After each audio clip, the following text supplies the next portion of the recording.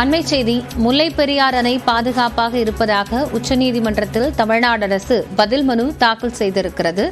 சர்வதேச நிபுணர்கள் கொண்ட குழுவை அமைத்து ஆய்வு செய்ய வேண்டிய அவசியம் இல்லை என்றும் தமிழ்நாடு அரசு தற்போது தெளிவுபடுத்தியிருக்கிறது. கூடுதல் விவரங்களோடு செய்தியாளர் சுசித்ரா இணைந்திருக்கிறார். அவரோடு பேசலாம்.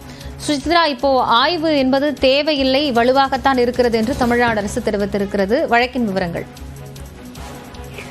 முல்லை பெரியாறு அணை பாதுகாப்பு தொடர்பாக தொடரப்பட்ட மனு மீது தற்பொழுது கூடுதல் பதில் மனுவை உச்சநீதிமன்றத்தில் தமிழ்நாடு அரசாங்கமானது தாக்கல் செய்துள்ளது.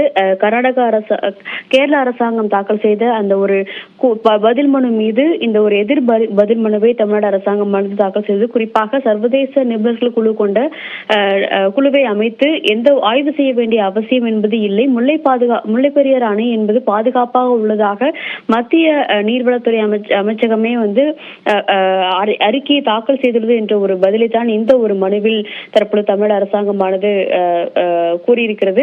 மிக முக்கியமாக உச்சநீதிமன்றத்தினுடைய பரிந்துரைகள் அடிப்படையில் அணையை பராமரிக்கவும் வலுப்படுத்தவும் பணிகளை மேற்கொள்ளவும் கேரள அரசு தான் தடையாக உள்ளது. அணை பகுதிக்கு வெளியே கருவிகளை கொண்டு செல்வதற்கான ஒரு அனுமதியை கேரள அரசாங்கம் மறுத்து வருகிறது என்ற ஒரு குற்றச்சாட்டையும் தற்பொழுது தமிழ் அரசாங்கமானது இந்த மனுவில் குறிப்பிட்டிருக்கிறார்கள். குறிப்பாக கட்டுமான பொருட்கள் எடுத்து செல்வதற்கு கேரள அரசு தடைகளை ஏற்படுத்தி வருகிறது என்ற ஒரு குற்றச்சாட்டை தமிழ்நாடு அரசாங்கமானது முன்வைத்திருக்கிறது. உச்சநீதிமன்றம் அமைத்த முல்லை பெரியாறு மேற்பார்வை குழு அணையை ஆய்வு செய்து அணையினுடைய பாதுகாப்பை உறுதி செய்துள்ளது. மத்திய அரசினுடைய நீர் ஆணையமும் அணையை நேரடியாகவே ஆய்வு செய்து பாதுகாப்பை உறுதி செய்துள்ளது. இந்த நிலையில் சர்வதேச நிபுணர்கள் கொண்ட குழு என்பது